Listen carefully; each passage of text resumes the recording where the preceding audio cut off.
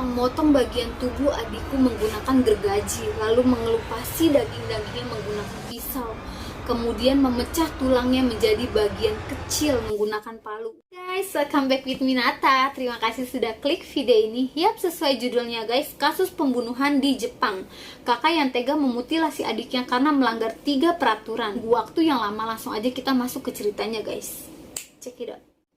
Pada tanggal 12 September 2016, di kota Shisui Prefektur Chiba, Taikuchi Ryo tidak mengunggah cuitan apapun di akun Twitternya selama 2 minggu.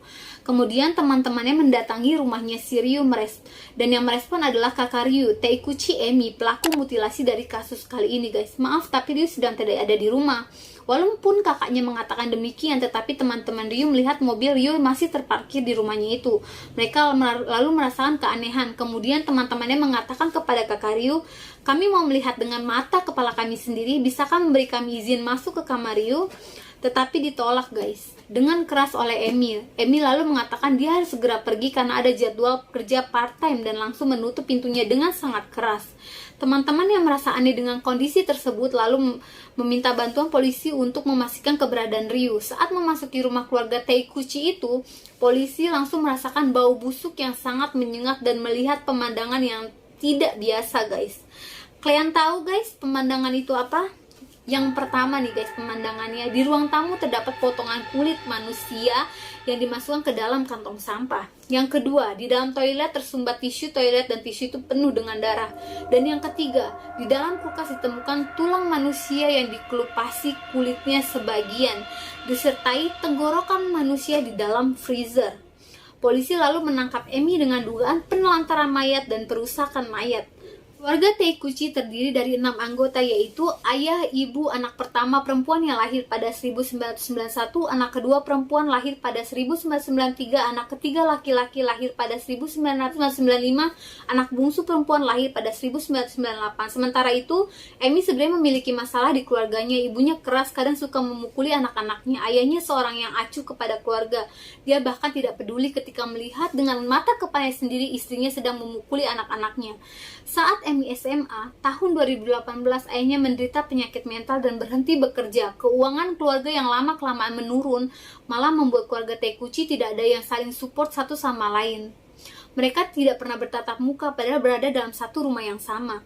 Karena mental yang sangat tidak stabil, ayahnya sempat pernah melakukan percobaan bunuh diri, tetapi gagal sampai kemudian ketika Emi duduk di bangku kuliah, orang tuanya bercerai dan ibunya meninggalkan rumah tersebut. Anak-anak yang benci dengan ibunya memilih untuk tetap tinggal bersama sang ayah, tetapi karena ayahnya tidak bekerja dan tidak ada yang menopang hidup keluarga, Emi memutuskan untuk berhenti kuliah dan mulai bekerja untuk membayar biaya sekolah adik-adiknya dan menahan untuk membeli barang-barang yang dia inginkan demi adik-adiknya. Dia bahkan membelikan adiknya baju dan smartphone. Dan tahun kedua, kemudian adik yang paling bungsu memutuskan untuk tinggal bersama ibunya dengan alasan ingin mengurangi beban Emi. Keluarganya yang tersisa 4 orang, pada tahun 2014 ayahnya meninggal dunia karena penyakit jantung. Tidak lama kemudian anak kedua juga memutuskan untuk meninggalkan rumah, menyisakan Emi dan adik laki-lakinya Ryo. Mereka memutuskan untuk membuat 3 peraturan, tetapi selalu saja dilanggar olehnya. Tiga peraturan tersebut adalah biaya hidup dibagi 2. Saat mereka mulai tinggal berdua, Ryo sudah memasuki usia dewasa atau sekitar 20 tahun dan harusnya sudah mulai bekerja menghasilkan uang sendiri, tapi Ryo tetap mengandalkan kakaknya dan tidak pernah bantu biaya sepeser pun. Yang kedua, tidak boleh memasuki kamar satu sama lain tanpa izin. Ryo juga melanggar peraturan ini guys. Ketika kakaknya sedang tidak ada di rumah, dia masuk kamar kakaknya lalu mengambil foto dengan latar belakang kamar kakaknya dan diunggah di Twitter. Yang ketiga, tidak boleh seenaknya mengundang orang ke rumah. Ryo juga tidak mematuhi peraturan ini. Dia mengundang teman-temannya sepenyuka musik game untuk bermain di rumah dan membuat keributan. Bahkan Ryo menggunakan kamar bekas saudaranya untuk kamar khusus bermain game. Kalau sampai di sini diceritain, terlihat seperti adiknya yang salah dan selalu melanggar peraturan, tetapi ternyata adiknya punya alasan. Ryo suka bercerita kepada teman-temannya tentang kakaknya. Ternyata warisan ayahnya sebesar 1,5 juta yen diambil sama Emi sendirian, yang seharusnya semua anak dapat. Padahal sebenarnya Ryo berencana untuk pergi dari rumah dan memulai hidup sendiri jika ia mendapat bagian warisan.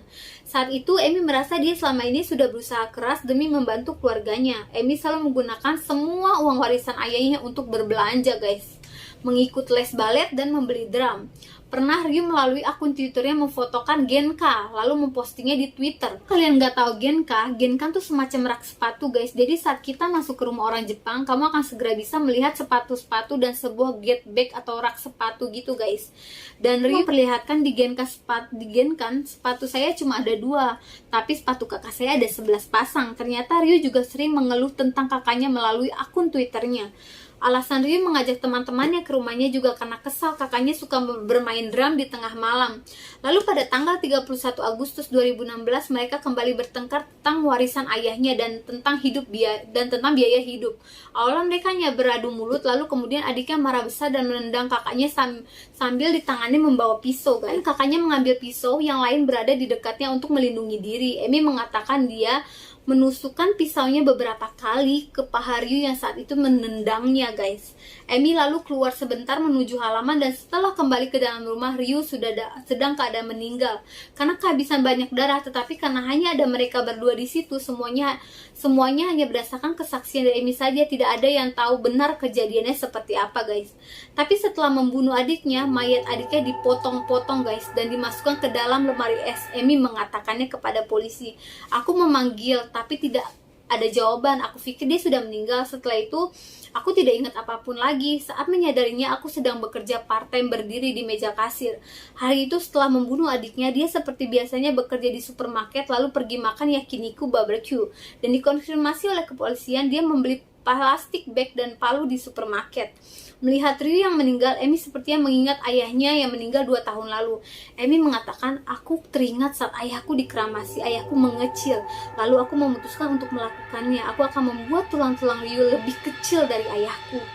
Aku memotong-motong bagian tubuh adikku menggunakan gergaji, mengelupasi dagingnya menggunakan pisau, kemudian memecah tulang-tulangnya menjadi bagian yang sangat kecil menggunakan palu," ucap Emi kepada polisi. Kulit dan tulang Ryu dimasukkan ke dalam kantung plastik, lalu dimasukkan ke dalam kulkas dan bagian yang tidak muat ditaruh di ruang tamu. Jantung Ryu dibuang ke dalam toilet dan beberapa potongan-potongan tubuh Ryu dibuang ke tempat sampah. Meskipun mulai mengeluarkan bau busuk, Emi tetap tinggal dengan daging-daging adiknya selama 2 minggu. Pergi bekerja setiap hari seperti biasa. Emi bahkan menggunakan kartu kredit adiknya untuk berbelanja. Kemudian pada tanggal 12 September 2016, teman-teman Ryu yang khawatir melihat akun Twitter Ryu yang tidak update apapun selama 2 minggu mendatangi rumah Ryu. Teman-teman yang merasa aneh dengan gerak-gerik Emi langsung menghubungi polisi, lalu polisi datang dan menemukan kasus ini guys. Di persidangan, jaksa menuntut memvonis Emi 18 tahun penjara karena pembunuhan.